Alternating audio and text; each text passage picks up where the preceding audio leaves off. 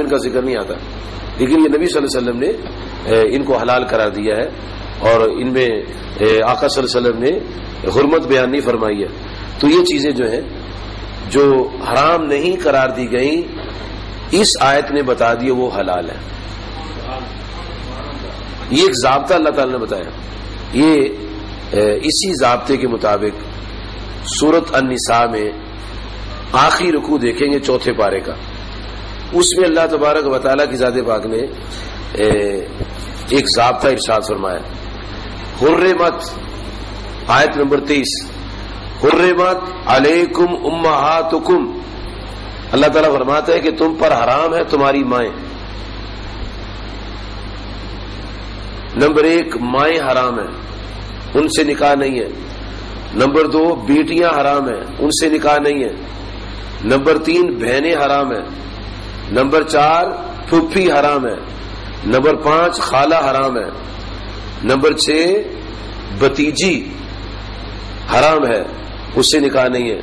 Number 7 بھانجی. Number 8 رضائی ماں. Number 9 رضائی بہن.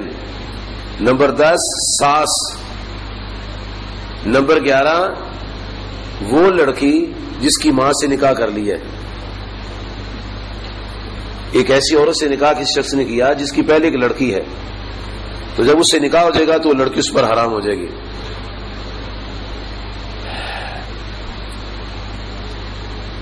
بہو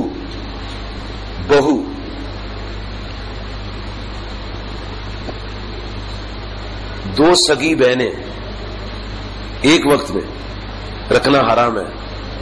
اور ولا تنکحوا ما نکح آباؤکم من النساء الا ما قد سلف، وہ عورت جو ستیلی ماں ہے، باپ نے اس کو طلاق دے دی. یہ 14 رشتے ہیں جو اللہ پاک نے حرام قرار دیے. اللہ تعالیٰ فرماتے ہیں یہ 14 رشتوں سے نکاح نہیں کرنا.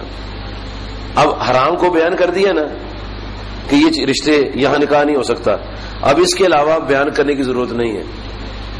اس کے علاوہ باقی سب حلال ہے.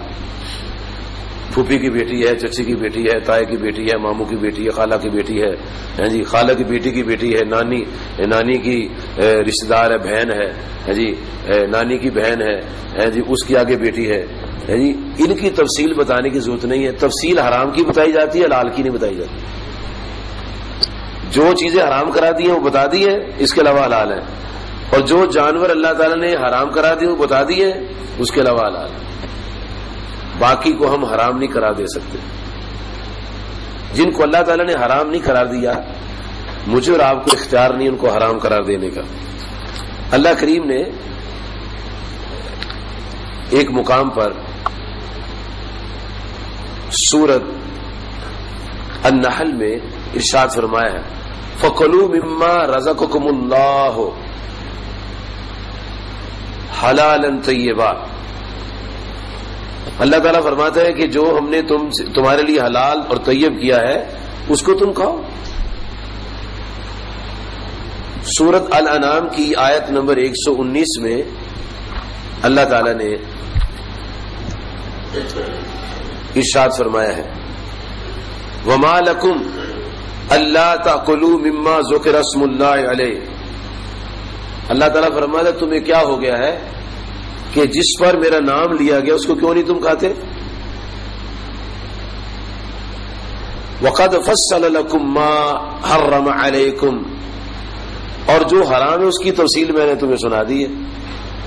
وہ سورۃ المائدہ کی آیت نمبر 2 میں تفصیل آتی ہے. اور جس پر اللہ کا نام لے لیا گیا ہے وہ تم کیوں نہیں کھاتے؟ حرام کی تو تفصیل بیان کر دی ہے، اور جس پر اللہ تعالیٰ کا نام لے دیا جائے وہ چیز حرام نہیں ہے. جو حرام کرا دی گئی ان پر نہیں. یہ نہیں ہے کہ مردار پر بسم اللہ پڑھو تو حلال ہو جائے گا، نہیں.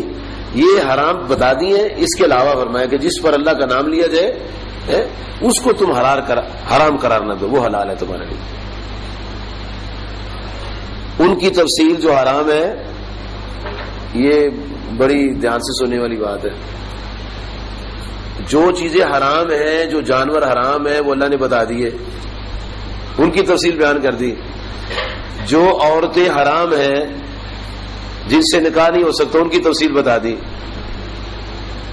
اب یہ کہو کہ یہ کہاں لکھا ہوا ہے کہ نانی کی بہن کی بیٹی سے نکاح نہیں ہو سکتا، یہ کہاں لکھا بتاؤ؟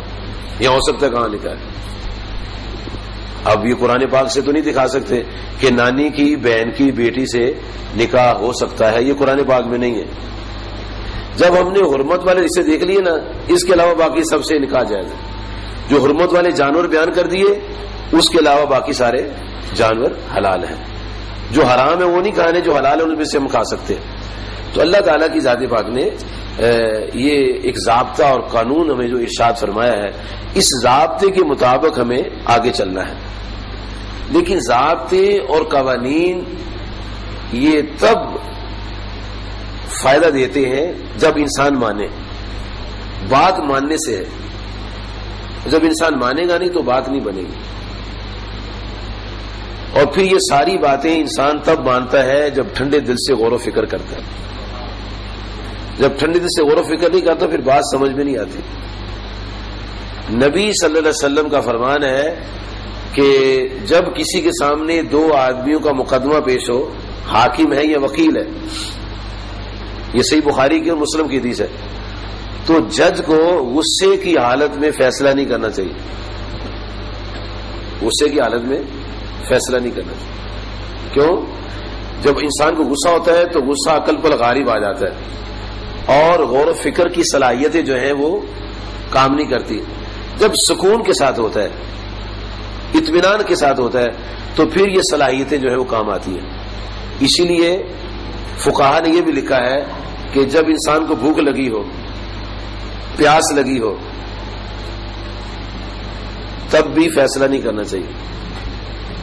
وہ بھوک کی حالت میں بھی انسان کی طبیعت جو ہے وہ راحت میں نہیں ہوتی، پیاس کی حالت میں بھی راحت بھی نہیں ہوتی۔ کوئی تکلیف پہنچی ہے تو راحت بھی نہیں ہوگی، بالکل اطمینان میں ہوگا، جو اس کی صلاحیتیں بیدار ہوگی تو پھر فیصلہ ہے۔ صرف ایک ذات کائنات میں ہے کہ جن کے فیصلے غصے میں بھی صحیح ہوتے، وہ ہمارے آقا صلی اللہ علیہ وسلم کی ذات ہے۔ باقیوں پر آپ نے منع فرما دیا اور آپ نے کئی فیصلے غصے میں بھی کیے۔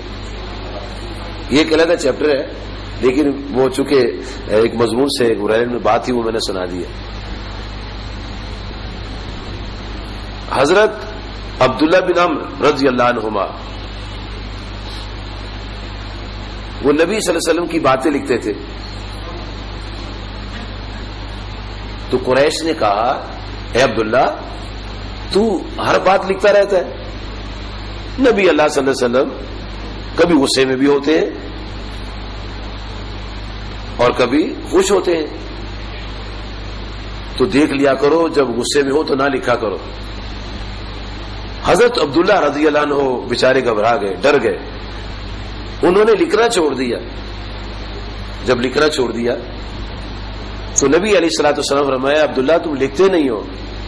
عرض کیا میرے کریم آقا علیہ الصلوۃ والسلام مجھے ڈرا دیا گیا ہے، کبھی آپ غصے میں بھی ہوتے ہیں، تو مجھے کہا گیا کہ ہر بات نہ لکھا کرو۔ تو جناب سرکار دو عالم علیہ الصلوۃ والسلام نے ارشاد فرمایا اے عبداللہ مجھے اس ذات کی قسم ہے جس کے ہاتھ میں میری جان ہے، اس منہ سے ہمیشہ سچی بات نکلتی، چاہے غصے میں ہوں چاہے خوشی میں ہوں، کبھی غلط بات نہیں کرتا۔ اور چونکہ حضور صلی اللہ علیہ وسلم معصوم ہے تو ان سے غلطی کا امکان نہیں ہے، ہم چونکہ معصوم نہیں ہے غلطی کا امکان ہے، تو جب ہم غصے سے بات کرتے ہیں تو نہ تو صحیح طور پر بات کہہ سکتے ہیں اور نہ صحیح بات کا انداز ہمارے اندر صحیح رہتا ہے، بعد میں غلطی بھی کر سکتے ہیں۔ اب جن لوگوں نے غصے میں ترجمہ کیا ہے، بعض لوگوں نے قرآن پاک کا ترجمہ غصے میں کیا ہے، اور جنہوں نے غصے میں ترجمہ کیا نا انہوں نے ترجمہ غلط کر دیا ہے۔ وہ کیا ترجمہ کیا ہے؟ یہ ترجمہ یہ ہے کہ انما حرم علیکم المیتۃ والدم ولحم الخنزیر وما اہل بہ لغیر اللہ۔ ترجمہ یہ ہے کہ اللہ تعالیٰ نے تم پر مردار حرام کیا ہے، خون حرام کیا ہے، بہتا ہوا خون حرام کیا ہے، سور کا گوشت حرام کیا ہے، اور وہ جانور جس کو ذبح کے وقت اللہ کے سوا کسی اور کا نام لے گے وہ جانور حرام کیا ہے۔ ٹھیک ہے، اب ہوا کیا کہ کچھ اختلاف ہو گیا، ذہنی غصہ چڑھ گیا اور غصے کی حالت میں قرآن پاک کا ترجمہ کیا۔ جب ترجمہ کیا تو کیا کیا ترجمہ یہ کر دیا کہ جس چیز پر اللہ کے سوا کسی اور کا نام پکارا جائے وہ چیز